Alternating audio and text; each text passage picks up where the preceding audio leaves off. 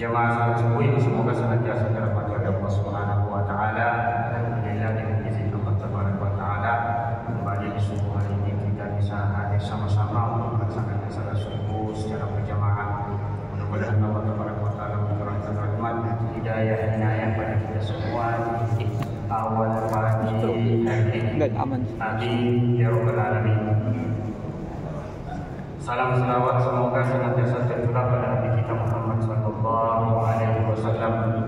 Lewat perjuangan dan keras beliau kita dapat membesarkan Islam dan kita berbahagia bahkan berbangga dengan Islam yang telah dibawa diperjuangkan oleh Rasulullah Muhammad sallallahu alaihi wasallam. Jemaah salat subuh yang semoga dirahmati oleh Allah Subhanahu wa taala, saya kembali melanjutkan tema dari surah Luqman kita baca sebelumnya bukan kemarin, surah yang ke-31 berada di juz 21,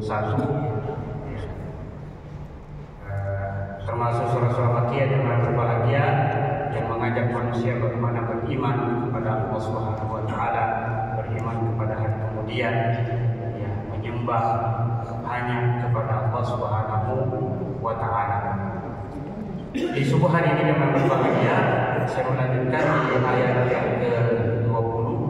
Ya, secara singkat kita simpulkan sampai dengan ayat terakhir yang 34.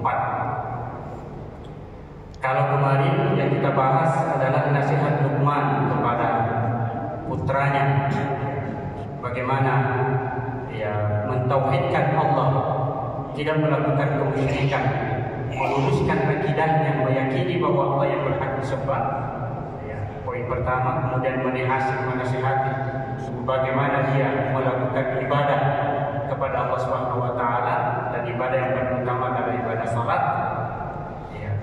Kemudian bagaimana ya menjaga hubungan sosialnya, menjaga akhlaknya kepada manusia. Ya. Kemudian pada ayat-ayat terakhir, ayat 20 sampai terakhir yang paling berbahagia, Allah Subhanahu wa taala mengajak manusia berpikir tentang alam raya.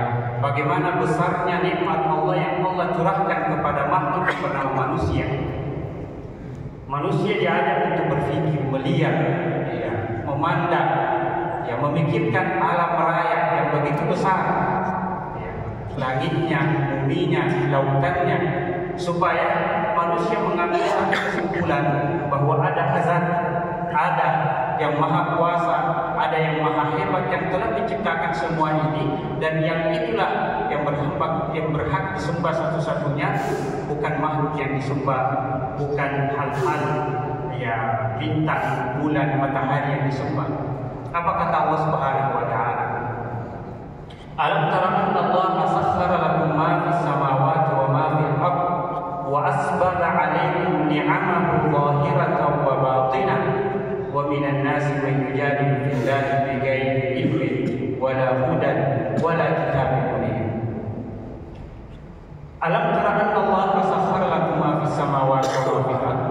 Wahai manusia, apakah kalian tidak memperhatikan, tidak melihat bahwa Allah telah menundukkan untuk kalian apa yang ada di langit dan apa yang ada di bumi untuk kalian gunakan sebagai ya nikmat, sebagai sarana kehidupan.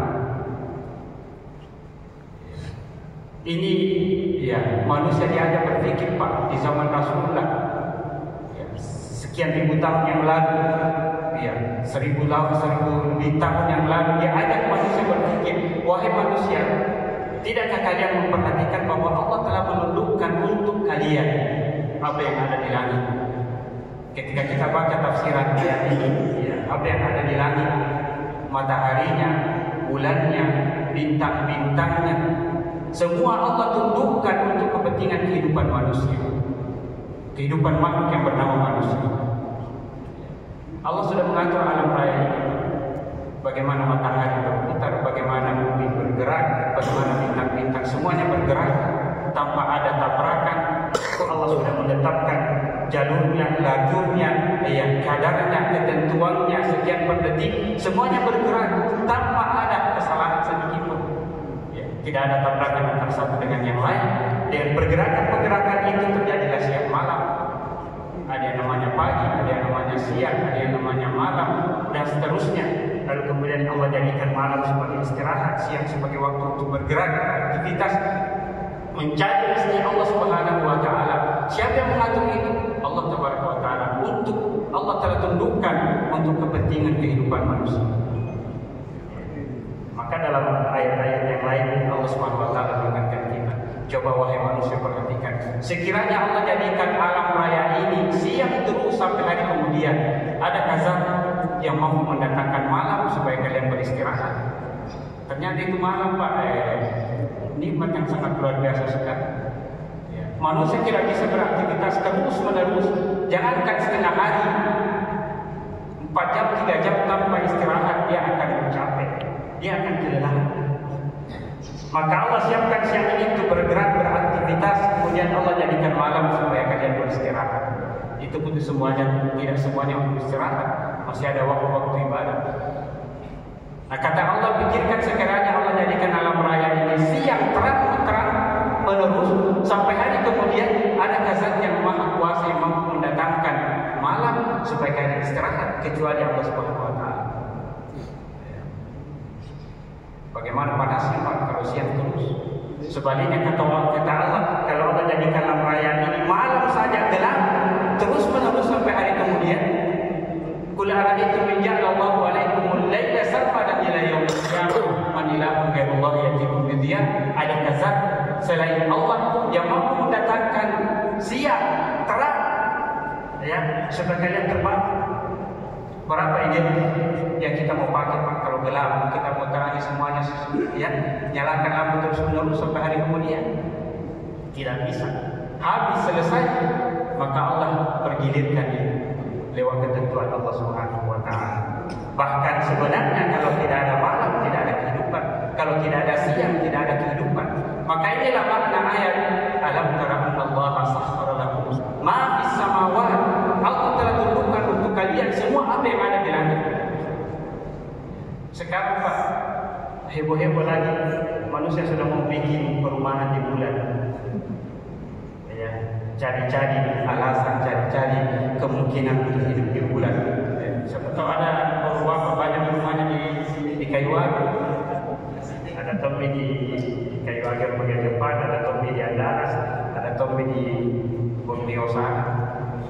Bikin topi, siapa tahu ada kemungkinan pesan topi mau bikin rumah. Ya, heboh-heboh lagi dibicarakan itu Pak. Kemungkinan untuk ya membuat perumahan di bulan. Ya, apa kita mengatakan tidak mungkin? Terlalu sombong manusia. Allah sudah menyiapkan, Allah sudah memberikan ruang itu. Tapi pikirkan kemampuan Anda, jangan kemudian itu jadi kesombongan. Mafis samawati. Kemudian kata Allah, wal ard. Allah telah tundukkan semua apa yang ada di dalam bumi ini, di atas darat ini, di lautan ini untuk kepentingan manusia. Ya. Allah tundukkan itu maksudnya Allah beri kemampuan manusia untuk manusia atur, tapi bukan semena-mena, ada aturan. Ya. Lautannya dikelola, gunungnya dikelola, daratannya dikelola, semuanya, tapi ada perhitungan. Ya. Ada hak, kewajiban, ada aturan, ada hukum alam. Kalau Anda langgar itu juga akan memunculkan bahaya. Ya. Tapi pada hakikatnya Allah telah tentukan, dan itulah makna ayat yang berbahagia, bahwa Allah Taala telah menciptakan manusia sebagai khalifah di atas bumi. Apa artinya khalifah? Manusia diberi ruang oleh Allah Subhanahu wa taala untuk mengatur alam raya, untuk mengambil kebaikan-kebaikan alam raya tanpa merusak, supaya berjalan kehidupan itu dan berjalan penyembahan kepada Allah Subhanahu wa taala. Itulah makna khalifah. Allah diberikan kebebasan untuk mengatur, tapi jangan merusak. Karena kalau Anda rusak akan ada musibah. Yang pernah kita baca ayat sebelumnya, Dhahara fasad fil barri wal bahr, telah kerusakan di langit, di darat dan di lautan disebabkan oleh ulah manusia itu sendiri karena lupa daratan. Anda diberi kebebasan untuk mengatur, mengeksploitasi ya sumber-sumber daya alam, tapi ada aturannya. Jangan salah. Kemudian kata Allah, wa asbagha 'alaikum ni'amahu dhahiratan wa batinah. Kemudian Allah menyempurnakan untuk kalian nikmat-nikmatnya zahir batin. Allah telah sempurnakan nikmat-nikmatnya kepada kalian wahai manusia, baik zahiriyah dan batiniyah. Apa artinya zahir dan apa artinya batin? Secara bahasa zahir itu nampak. Zahara nampak, kelihatan jelas. Ya. Ini dikemakan zahrun ini, punggung itu karena kelihatan ya dari manusia. Secara zahir Allah telah nampakkan, Allah telah sempurnakan imannya kepada kalian. Wa batinah, batin itu tersembunyi tidak kelihatan. Maka zahir yang bisa nampak kasat mata, bisa dilihat oleh panca indera kita, zahir. Contohnya apa? Rumah, nikmat. Ya, kendaraan, nikmat. Ketampangan, nikmat. Ya, harta benda, nikmat. Kekuasaan, nikmat.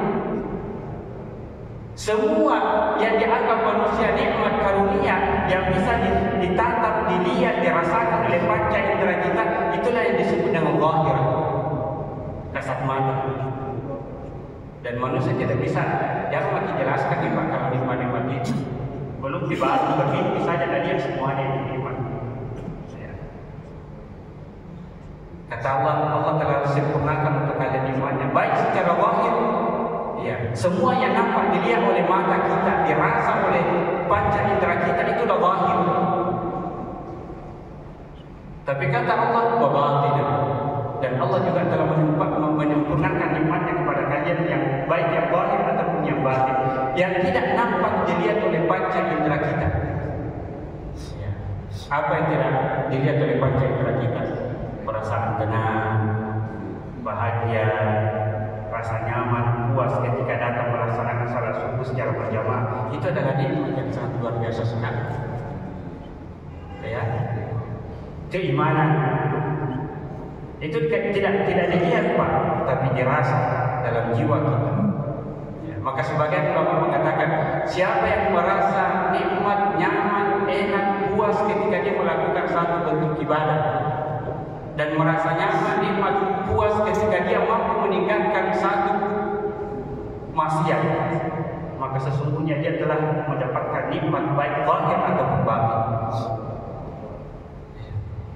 Batin ini tidak kelihatan Pak, ketenangan, kebahagiaan, keimanan, ya. Itu adalah nikmat yang zahir. Maka Allah katakan, Allah telah tundukkan kalian kepada kalian semuanya alam raya ini, di langit dan di bumi. Dan itu adalah karunia yang sangat besar sekali. Kemudian Allah perjelas lagi, Allah telah sempurnakan nikmat-nikmatnya kepadamu, baik yang zahir yang Anda mampu lihat, yang rasa dengan panca indera Anda mampu rasa itu semuanya. Dan apa yang Anda tidak bisa lihat, rasa dengan panca indera Anda, hanya bisa dirasa oleh perasaan jiwa. Ya. Allah semuanya telah sempurnakan kepada kalian semuanya. Tapi di akhir ayat Allah katakan, wa minan nas, tapi sebagian manusia, bahkan banyak di antara manusia, may yujadilu fillahi bighairi ilmin wala hudan wala kitabin munir. Di antara manusia ada orang yang membantah pada Allah, membantah tentang keesaan, kemurnian, kekuatan, kemampuan Allah Subhanahu wa taala. Allah sudah menjelaskan kepada kalian, wahai manusia, lihat, fikirkan alam raya ini. Itu semua ditundukkan untuk kalian. Tetap saja ada manusia membantah Rasulullah, mengatakan tidak ada zat, tidak ada yang kuasa, Tuhan Muhammad angan-angan, tidak benar itu artinya membantah pada Allah tentang kesusahannya. May yujadilu fillah, ada orang-orang yang membantah kehebatan, kekuatan, ketuhanan Allah Subhanahu wa taala. Bahkan ketika dikatakan kepada mereka, sembahlah Allah, ikutilah ajaran Rasulullah sallallahu alaihi wasallam, ikutilah Al-Qur'an yang telah diturunkan Allah kepada Rasulullah Muhammad sallallahu alaihi wasallam. Apa kata mereka? Bal nattabi'u ma wajadna alaihi aba'ana. Kami sudah punya agama, kami sudah punya aturan yang telah kami terima dari bapak nenek moyang kami. Walau kana syaitanu yad'uhum ila adzabis sa'ir, walaupun ajaran yang mereka bawa, ajaran nenek moyang mereka itu sesungguhnya adalah ajaran yang tidak benar, ajaran yang salah, ya bahkan mengajak kepada kecelakaan, mengajak kepada neraka sa'ir, kata Allah Subhanahu wa taala. Ayat-ayat ini jemaah berbahagia sampai ayat terakhir memerintahkan akan kita sebagai manusia selalu berpikir. Ya. Terkhusus, ya saya ingatkan jemaah berbahagia bahwa surah ini adalah surah Makkiyah. Artinya Allah turunkan di kota Mekah sebelum hijrah ke Madinah. Ya. Dan fasenya adalah bagaimana Allah mengajak manusia beriman kepada Allah Subhanahu wa taala. Maka konsepnya sebenarnya wahai orang-orang musyrik Mekah, pikirkan kalian kehidupan alam raya ini. Ya. Lihat baik-baik, Allah telah tentukan alam raya untuk kehidupan kalian supaya kalian mudah hidup. Ya. Lalu kemudian supaya kalian mengambil satu kesimpulan bahwa yang berhak disembah sesungguhnya bukan bintang, bukan matahari, bukan berhala-berhala, tetapi yang menciptakan alam raya ini yang telah menyempurnakan nikmatnya kepada manusia. Di antara nikmat itu jangan berbahagia sebenarnya, ya. Allah menciptakan manusia bukan sekedar Allah ciptakan, tapi Allah hamparkan kemudahan kehidupan dunia. Disiapkan alam raya, disiapkan lautan, disiapkan bumi, disiapkan daratan untuk kehidupan manusia.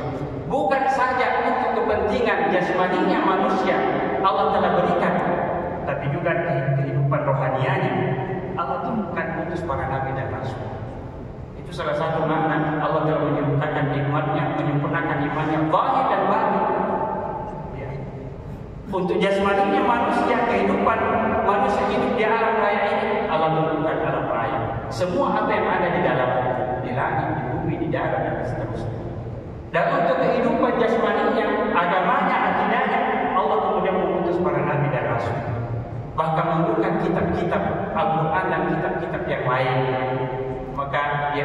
Maka tidak ada alasan bagi manusia kufur kepada Allah Subhanahu wa taala. Karena nikmatnya sempurna. Untuk jasmaninya ada, untuk rohaninya ada.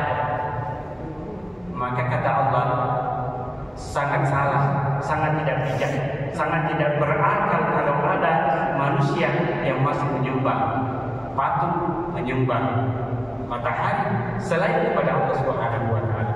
Maka di ayat berikut Allah katakan, "Wa may yuslim wajhahu ila Allah wa huwa muhsin, faqad istamsaka bil 'urwatil wuthqa." Maka siapa yang menyerahkan dirinya hanya kepada Allah Subhanahu wa taala, beribadah hanya betul-betul kepada Allah Subhanahu wa taala, meyakini bahwa yang mengatur alam raya ini Allah Subhanahu wa taala, menyembah betul-betul hanya kepada Allah Subhanahu wa taala, menyerahkan dirinya, jiwanya hanya kepada Allah Subhanahu wa taala, wa huwa muhsin, kemudian berbuat baik, beribadah kepada Allah, melakukan interaksi sosial dengan benar, maka kata Allah, faqad istamsaka bil 'urwatil wuthqa, maka sungguh dia telah berpegang pada tali hubung Allah yang sangat kuat. Kalau bukan kepada talinya Allah, agamanya Allah kalian berpegang, maka semuanya tali-tali itu apa saja itu, pegangan itu, undang-undang itu adalah lemah, rusak, patah, ya, bahkan mungkin menyesatkan dan seterusnya. Ya. Itu maknanya seakan Allah mengatakan, wahai orang-orang musyrik Mekah, kalau engkau menyembah berhala, berarti Anda berpegang pada tali yang tidak benar, tali yang tidak kuat. Kalau Anda menyembah bulan, matahari, menyembah manusia, menyembah harta, menyembah apa saja, maka itu semuanya pegangan-pegangan yang tidak kuat.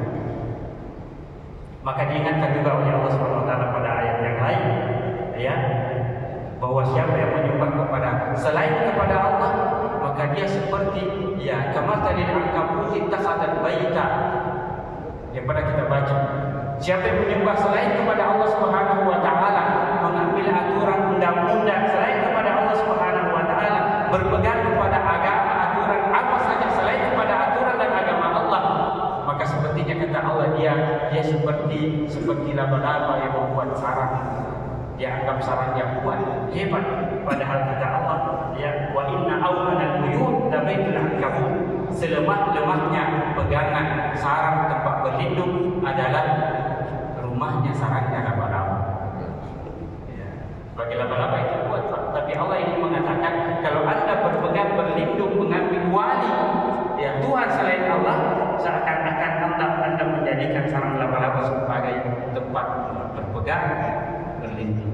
Maka kata Allah, siapa yang menyerahkan dirinya hanya menyembah kepada Allah, maka sungguh dia telah berpegang pada tali yang sangat kuat, ya, tali yang benar, ya. Dan selainnya itu adalah pegangan-pegangan yang tidak benar. Dia masuk yang semua dirahmati oleh Allah Subhanahu Wa Taala. Kemudian di ayat-ayat berikutnya Allah katakan bahwa nikmatnya Allah, kalimatnya Allah sudah sempurna yang begitu besar kepada kalian semuanya. Kalian tidak bisa hitung, kalian tidak bisa mampu untuk mencatat, ya, memikirkan semuanya itu. Maka Allah katakan, ya seandainya ya semua pohon yang ada di bumi ini yang telah tumbuh dijadikan sebagai bainan, wal bahru yamudduhu sab'atu abhurin min ba'dihi sab'atu abhur, lalu kemudian ditambah lagi lautan dijadikan sebagai tinta, bahkan ditambah lagi 7 lautan yang lain, maka pohon-pohon lautan itu akan habis untuk mencatat nikmat itu, kalimat itu. Tapi kalimat-kalimat Allah tidak akan pernah habis. Dalam ayat lain sering kita baca, wa ittaqu nikmat Allah la tuhsuha. Kalau Anda mau lihat, mau hitung nikmat Allah, ya dengan alat apa saja, ya mungkin sekarang orang berpikir kalau pohon bena, ya lautan dijadikan tinta, sekarang sudah ada alat yang canggih, ya kalkulator namanya, hitungan, ya apa yang, biar itu hitungan apa yang kita pakai, biar alat yang secanggih apa yang kita pakai mau hitung catat nikmat Allah, tidak akan pernah habis. Jangan dulu keluar di dalam diri kita ini, coba berdiri depan cermin, lihat mata kita, oh indahnya ada bulu di atasnya, lihat lagi hidung, oh indahnya ditahan, ditutupi oleh bulu-bulu supaya kotoran tidak langsung masuk begitu saja. Ya kenapa dia menghadap ke bawah, bukan menghadap ke atas, ya kemudian dia terapung, kemudian dia kepala bagaimana bisa bergerak, begitu canggihnya kepala itu berputar sampai sekian derajat, Pak. Apa yang manusia bikin di alam raya ini? Yang ada pesawat terbang, ada ini, ada ini. Semua mencontoh pada apa yang telah Allah ciptakan. Pernah saya, ya mungkin semuanya kita sudah naik pesawat. Ya dulu di pas di samping sayapnya itu, lihat, ternyata ini pesawat kalau mau mendarat persis burung. Kalau dia mau mendarat, bahkan kalau dia mau terbang persis burung model. Ya, ketika dia mulai turun itu, dia sayapnya mulai dikembangkan pelan-pelan. Sayapnya keluar itu, sayapnya pesawat, dia keluarkan. Ya, lewat teknologi, pelan-pelan dia kembangkan begini supaya dia tertahan. Persis seperti burung. Dari mana manusia melihatnya? Dari ciptaan. Ya. Makanya masuk yang semua terhormat oleh Allah Subhanahu Wa Taala. Kesimpulan untuk saya pada subuh hari ini, ya kita tidak bisa baca semuanya 20 sampai ayat terakhir. Allah mengajak kita untuk berpikir selalu, melihat, memandang, merenung. Ya, ada ayat selalu mengatakan afala ta'qilun, afala tubsirun, afala tasma'un. Tidakkah kamu melihat, tidakkah kamu berpikir, tidakkah kamu memandang? Keluarlah, lihat alam raya ini supaya akan kita menarik satu kesimpulan bahwa yang berhak disembah, yang mengatur semuanya adalah Allah Subhanahu Wa Taala. Dan yang kalau kita sembah adalah Allah Subhanahu Wa Taala, maka kita telah berada di jalan yang benar. Kita telah berpegang pada tali yang sangat kuat di dunia dan di akhirat. Mudah-mudahan apa yang saya sampaikan, Bapak Ibu yang saya hormati, berikan keberkahan kepada kita semua. Mohon maaf atas segala kekurangan. Kalau ada yang kurang ditambahkan, kalau ada yang berlebihan dikurangi supaya aman nyaman, Pak. Sekali lagi apa yang kita baca hanya pemantik saja, tapi lebih indah kalau kita pulang nanti buka-buka lagi, lihat lagi, tentu banyak keberkahan manfaat yang bisa kita. Subhanakallahumma wa bihamdika asyhadu an la ilaha illa anta astaghfiruka wa atubu ilaik. Assalamualaikum warahmatullahi wabarakatuh.